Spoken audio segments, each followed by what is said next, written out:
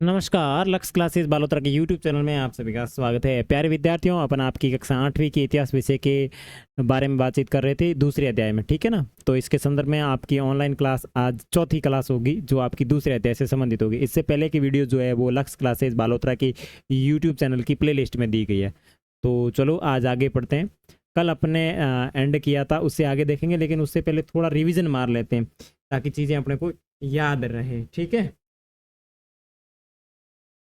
Revision कर लेते हैं तो बढ़िया रहेगा भाई, रिवीजन कर लेते हैं चीज़ों का।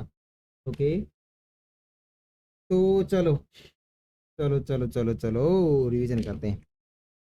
हाँ भाई, तो मैं फटाफट आपको रिवीजन करवाता हूँ स्टार्टिंग से। धड़ाधड़ रिवीजन कर लेते हैं ना। कहाँ से शुरू हो रहा है? Okay okay okay okay. तो अपने पाठ का नाम था व्यापार से साम्राज्य तक, ठीक है। व्यापार से साम्राज्य तक था अपने पाठ का नाम। ओके, हाँ। तो चलो फटाफट रिवीजन कर लेते हैं जहाँ कल अपन ने एंड किया था। व्यापार से साम्राज्य तक कंपनी की सत्ता स्थापित होती है। फिर अपन ने देखा था कि 1707 में मीर जाफर क्या बोलते हैं, मुगल बादशाह औरंगजेब की मृत्यु हो जाती है, ठीक है। और उसके बाद में अपन ने देखा था कि कंपनी धीरे धीरे भारत में व्यापार के उद्देश्य से आने लगती है।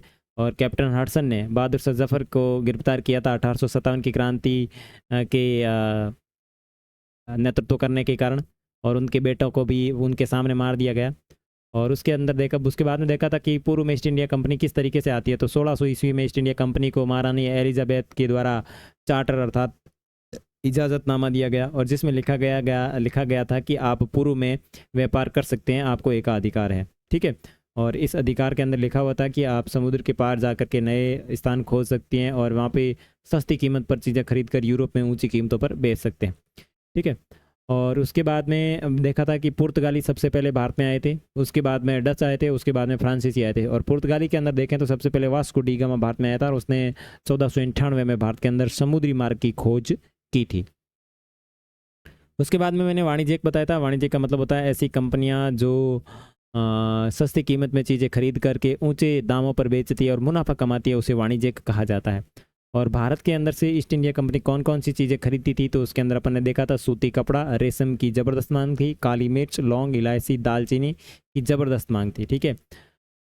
उसके बाद में देखा था यह व्यापार हथियारों की मदद से चला रहा था। व्यापार चौकियों को किलेबंदी के जरिए सुरक्षित रखा गया था। अपनी बस्तियों को मतलब वो सुरक्षित रखने के लिए चारों तरफ किले वगैरह बनाए रहते थे ताकि कोई उनका सामान लूटे नहीं। ईस्ट इंडिया कंपनी बंगाल में व्यापार शुरू करती है। 1651 में ईस्ट इंडिया नदी हुगली नदी के किनारे व्यापार शुरू करती है। जब कंपनी में काम करने वाले व्यक्तियों को फैक्टर कहा जाता है, और जहाँ सामान रखा जाता है उसे वेयर हाउस कहा जाता है, ठीक है ना। फिर उन्होंने किला बनाया, रिश्वत दे करके चीज़ें वो गांव खरीद लिया। फिर अपन ने फरमान पढ़ा था जो कि औरंगजेब ने दिया था कि आप फ्री व्यापार कर सकते हो। उसके बाद में अपन ने देखा था कि क्या बोलते हैं, व्यापार से युद्ध तक कंपनी किस तरीके से आई, किस तरीके से अलीवर्दी खान सिराजुद्दौला वो बने और उन्होंने युद्ध किया। फिर अपन ने प्लासी का युद्ध देखा था 1756 में। अलीवर्दी खान के बाद में सिराजुद्दौला शासक बना। 30,000 सिपाहियों के साथ में उसने मीर कासिम के बाजार पर हमला किया। फिर रॉबर्ट क्लाइव और इसके बीच में सिराजुद्दौला के बीच में 1757 में प्लासी का युद्ध हुआ। और उसके बाद में अपन ने देखा था कि प्लासी की जंग के बाद सिराजुद्दौला को मार दिया गया और मीर जाफर को शासक बना दिया गया। मीर जाफर ने उनकी साथ नहीं दिया था। फिर अपन ने देखा था कि मीर जाफर को हटा करके मीर कासिम को बना दिया। फिर मीर कासिम ने बक्सर की लड़ाई में गबागब किया, तो फिर वापस मीर कासिम को वहाँ से भगा दिया गया और मीर जाफर को बना दिया गया। फिर 1765 में कंपनी खुद नवाब बन जाती है, ये ऐसा कथन रॉबर्ट क्लाइव ने कहा था, ठीक है। और उसके बाद में अपन ने देखा था कि कंपनी के अधिकारी नवाब बन बैठे थे, और अपन ने देखा था कि रॉबर्ट क्लाइव ने बहुत सारी पैसे जमा कर लिए थे। भारत में आया था वो केवल 18 साल का था, ठीक है। 1772 में वो खुद भ्रष्टाचार के आपोस में आरोप में फंस गया था, और 1774 के अंदर वो खुद मर गया था फांसी खा करके। उसके बाद में कंपनी का फैलता शासन, कंपनी ने किस तरीके से अपने हितों की रक्षा के लिए एक रेजिडेंट तैयार किया, फिर उसे उन्होंने सहायक संधियाँ थोप दी, ठीक है ना। रिचर्ड वेलेजरी गवर्नर जनरल था उस समय अवध के नवाब। 1801 में इलाका कंपनी को सौंपने के लिए मजबूर किया गया, नवाब सहायक बन बैठे थे। ये ऐसे करके अपन ने टीपू सुल्तान देखा था, शेर ए मैसूर, ठीक है। ये सारी चीज़ें देखने के बाद में भाई किस तरीके से उन्होंने श्रीरंगपट्टनम की आखिरी लड़ाई 1799 में लड़ते हुए वीर गति को प्राप्त हो गए थे। उसके बाद में सर्वोच्चता की नीति का दावा देखा था कि लॉर्ड हेस्टिंग ने सर्वोच्चता की नीति का दावा किया, जिसके अंदर जो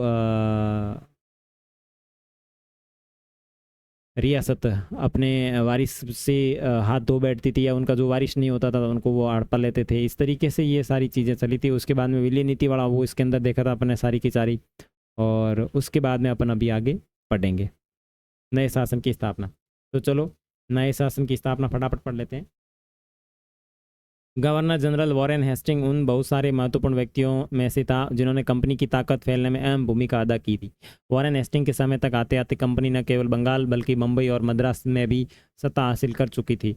ब्रिटिश इलाकों में मोटे तौर पर प्रशासकीय प्रशासकीय इकाइयों में बटे हुए थे जिन्होंने प्रेसिडेंसी कहा जाता था। ठीक है ना, प्रशासकीय जो इकाइयाँ थी उन्हें प्रेसिडेंसी कहा जाता था। उस समय 3 प्रेसिडेंसी थी, ध्यान रखना, बंगाल, मद्रास और बम्बई।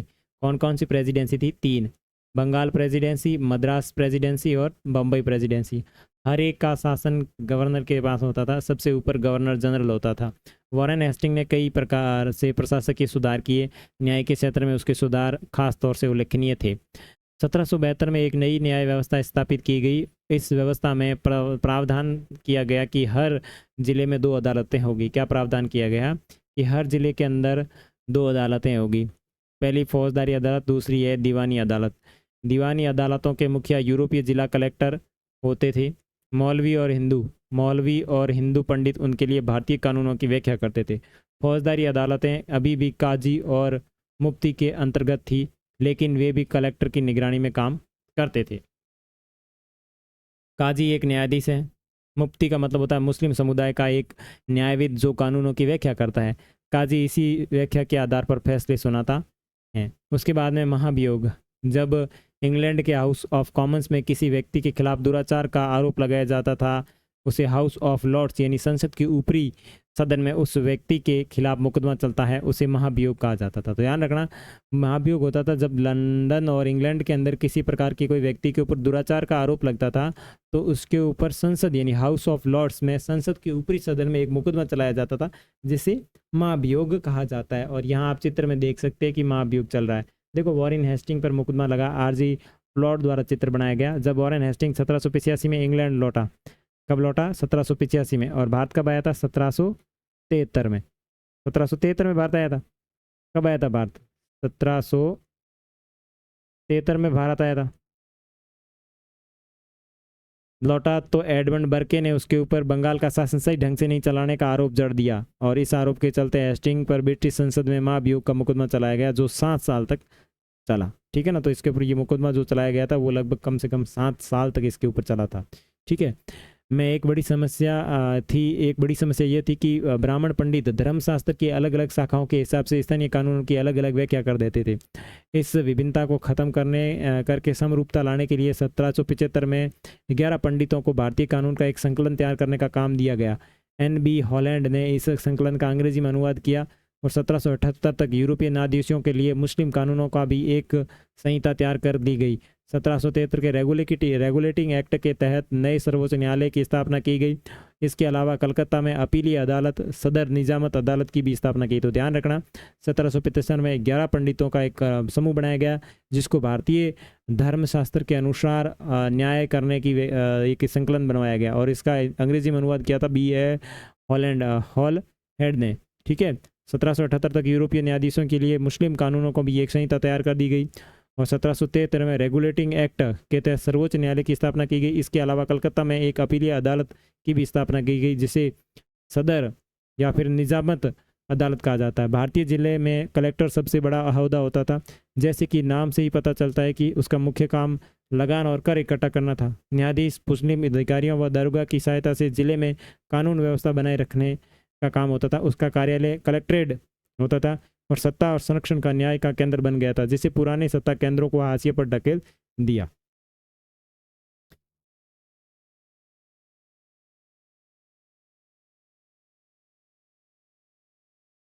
ओके, चलो फटाफट पढ़ लेते हैं, एक ही रहा है जब। कंपनी की फौज। कंपनी के साथ भारत शासन और सुधार के नए विचार आए तो, लेकिन उसकी असली सत्ता सैनिक ताकत में थी। मुगल फौज मुख्य रूप से घुड़सवार यानी घोड़े पर सवार चलने वाले प्रशिक्षित और पैदल सेना थी। तीरंदाजी और तलवारबाजी का प्रशिक्षण दिया जाता था। सेना में सवारों का दबदबा रहता था और मुगल साम्राज्य को एक विशाल पेशेवर प्रशिक्षण वाली पैदल सेना की जरूरत महसूस नहीं होती थी। ग्रामीण इलाके में सशस्त्र किसानों की बड़ी संख्या थी। स्थानीय जमींदार मुगलों को जरूरत पड़ने पर पैदल सिपाही मुहैया करवाते थे। 18वीं सदी में जब अवध और बनारस जैसी रियासतों में किसानों को भर्ती करके उन्हें पेशेवर सैनिक प्रशिक्षण दिया जाने लगा तो सूरत बदलने लगी। ईस्ट इंडिया कंपनी ने जब अपनी सेना के लिए भर्ती शुरू की तो उसने भी यह तरीका अपनाया। अंग्रेज अपनी सेना को सिपाही क्या कहते थे? सिपाही कहते थे, जो कि भारतीय शब्द सिपाही से बनाया जिसे आर्मी कहते हैं। 1820 के दशक में जैसे जैसे युद्ध तकनीकी बदलने लगी, कंपनी ने सेना घुड़सवारों की ज़रूरत को कम कर दी। ठीक है, और इसकी वजह यह थी कि ब्रिटिश साम्राज्य बर्मा, अफगानिस्तान और मिस्र में भी लड़ रहा था, जहां सिपाही मस्केट यानी तोड़ेदार बंदूक और मैच लॉक यानी लेस होते थे। कंपनी की ये दो प्रकार की बंदूक हैं, मस्केट और मैच लॉक। ठीक है ना, सिपाही को बदलती सैनिक आवश्यकताओं को ध्यान रखना पड़ता था और अब उसकी पैदल टुकड़ी ज़्यादा महत्वपूर्ण होगी। तो अब घोड़े पे चलकर तो वो ये बंदूकें नहीं चला सकते थे, तो ध्यान रखना घुड़सवार टुकड़ियाँ वो कम हो गई थी कब? 1820 में। और पैदल टुकड़ियाँ बढ़ गई थी, किसके कारण? क्योंकि ये दो बंदूक प्रयोग ली जाती थी इसलिए। ठीक है ना। 19वीं सदी की शुरुआत में अंग्रेज एक समरूप सैनिक संस्कृति विकसित करने लगे थे। सिपाही को यूरोपीय ढंग का प्रशिक्षण, अभ्यास और अनुशासन सिखाया जाने लगा। अब उनका जीवन पहले से भी ज़्यादा नियंत्रित था। इस कोशिश में भी कभी कभी समस्याएं भी आती थी, क्योंकि पेशेवर सिपाहियों की सेना खड़ा करने के चक्कर में अंग्रेज कई बार जाति और समुदाय की भावना को नज़रअंदाज कर देते थे। भला लोग अपनी जातीय और धार्मिक भावनाओं को इतनी आसानी से कैसे छोड़ सकते थे? क्या वे खुद को अपने समुदाय का सदस्य मानने की बजाय सिर्फ सिपाही मान सकते थे?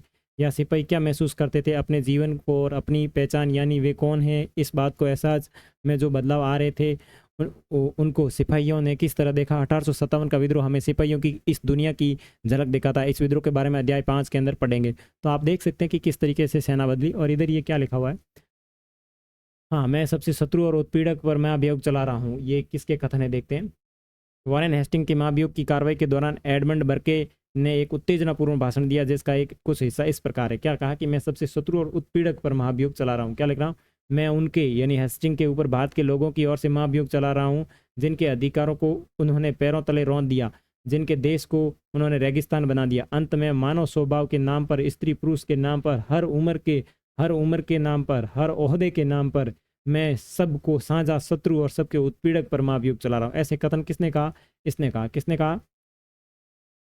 एडमंड बर्क ने कहा। किसने कहा? एडमंड बर्क ने कहा। किसके ऊपर आरोप लगाते हुए कहा? आपके वॉरेन हेस्टिंग के ऊपर आरोप लगाते हुए कहा, जो कि भारत का प्रथम गवर्नर जनरल था। ठीक है,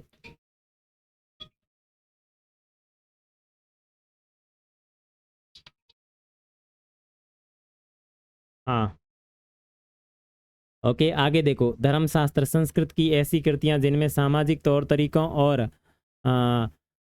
आचरण के सिद्धांतों की व्याख्या की जाती है उसे धर्मशास्त्र कहा जाता है, जो 500 वर्ष पहले लिखे गए थे। सवार का मतलब होता है घुड़सवार, मस्केट का मतलब होता है पैदल सिपाहियों द्वारा इस्तेमाल की जाने वाली भारी बंदूक को मस्केट कहा जाता है, और मैचलॉक का मतलब है शुरुआती दौर की बंदूक जिसमें बारूद को माचिस की सिंगारी से आग दी जाती थी। तो मैचलॉक और मस्केट दोनों ध्यान रखना है, जिसकी वजह से जो आपके घुड़सवार हैं उनकी संख्या कम हो गई थी। ठीक है ना। तो आपकी प्रश्न आ सकता है कि ईस्ट इंडिया कंपनी में घुड़सवार सैनिकों की संख्या कम करके पैदल सिपाहियों की संख्या क्यों बढ़ा दी गई, या पैदल टुकड़ियां क्यों बढ़ा दी गई? तो ध्यान रखना है इन दो बंदूकों की वजह से। ठीक है ना। चलो, ये क्या दिख रहा है? कंपनी के लिए काम करने वाले बंगाल एक सवार एक अज्ञात भारतीय चित्रकार द्वारा बनाया गया चित्र। मराठों और मैसूर के साथ युद्धों के बाद कंपनी को घुड़सवार की टुकड़ियों को मजबूत करने की अहमियत समझ में आने लगी। ठीक है, ओके। अब निष्कर्ष देख लेते हैं। ईस्ट इंडिया कंपनी एक व्यापारिक कंपनी से बढ़ते बढ़ते एक भौगोलिक औपनिवेशिक शक्ति बन गई थी। 19वीं सदी की शुरुआत में नई भाप तकनीकी से आने की प्रक्रिया और तेज हुई। जब तक समुद्री मार्ग से भारत पहुंचने में 6-8 महीने लग जाते थे, अब भाप से आने वाले जहाज़ों ने ये यात्रा 3 हफ्तों में समेट दी। इसके बाद जो ज़्यादा से ज़्यादा अंग्रेज उनके परिवार भारत से दूर दराज से आने लगे, भारत में दूर दूर से आने लगे। ठीक है, 1857 तक भारतीय उपमहाद्वीप 63% भूभाग और 78% आबादी पर कंपनी का सीधा प्रशासन स्थापित हो गया था। देश के शेष भूभाग और आबादी पर कंपनी का अप्रत्यक्ष प्रभाव था। इस प्रकार व्यापारिक स्तर पर ईस्ट इंडिया कंपनी ने पूरे भारत को अपने नियंत्रण में ले लिया था। ये तो था इस पाठ का निष्कर्ष। अब ये क्या चीज़ है? दक्षिण अफ्रीका में दास व्यापार। दास व्यापार का मतलब होता है मजदूरों को, जो इंसान होते हैं उनको बंदी बना करके व्यापार किया जाता है। ठीक है, डच व्यापारी 17वीं सदी में दक्षिण अफ्रीका पहुंचे, जल्दी ही दास व्यापार शुरू हो गया। दास व्यापार मतलब लोगों को खरीदा व बेचा जाता था, लोगों को बंधक बनाकर जंजीरों में बांधकर दास बाजारों में बेचा जाने। अब सोचो आप, लोगों को बाजारों के अंदर जंजीरों में बांध करके बेचा जाता। जैसे ये देखो, ये जंजीरें बनती होती है इनके, इनको बाजारों में बेचा जाता था। 1834 में दास प्रथा के अंत के समय अफ्रीका के दक्षिण सिरे पर स्थित कैप में निजी स्वामित्व के में दासों की संख्या थी 76,774। 1824 में कैप आने वाले एक यात्री ने वहाँ होने वाली नीलामी को आंखों देखा ब्यौरा अपने किताब में लिखा है। देखो, यह मालूम होने पर कि पशु और कृषि उत्पादकों की नीलामी होने वाली है, हमने अपनी गाड़ी नए बैल खरीदने के लिए रोक ली। नीलामी के माल में एक स्त्री दास और उसके 3 बच्चे थे। किसानों ने पशुओं के समान ही उनको परखा, उन्हें अलग अलग खरीदारों को बेच दिया गया। माँ ने चिंता, वेदना और आंसू भरी आंखों से बच्चों की तरफ देखा। देखो कितनी दुखदायक होगा। दुखी बच्चे व्याकुल माँ बाप से चिपक गए। यह दृश्य दिल को पिघलाने वाला था। इसके विपरीत मौजूद दर्शकों के चेहरे हंसते हुए असंवेदनशील थे। तो दास व्यापार बहुत खतरनाक होता था। अब देखो, ये आपके अभ्यास प्रश्न आ गया, तो मैं अभ्यास प्रश्न आपको कराऊंगा नेक्स्ट क्लास में, फिर अपना इसका टेस्ट लेंगे। ठीक है, तो मिलेंगे अभ्यास प्रश्न में, तब तक के लिए बाय बाय। चैनल के ऊपर नए हैं तो प्लीज़ इसको सब्सक्राइब करें, और साथ ही साथ इसका चैनल जो लिंक है वो आपके दोस्तों के साथ शेयर जरूर करें।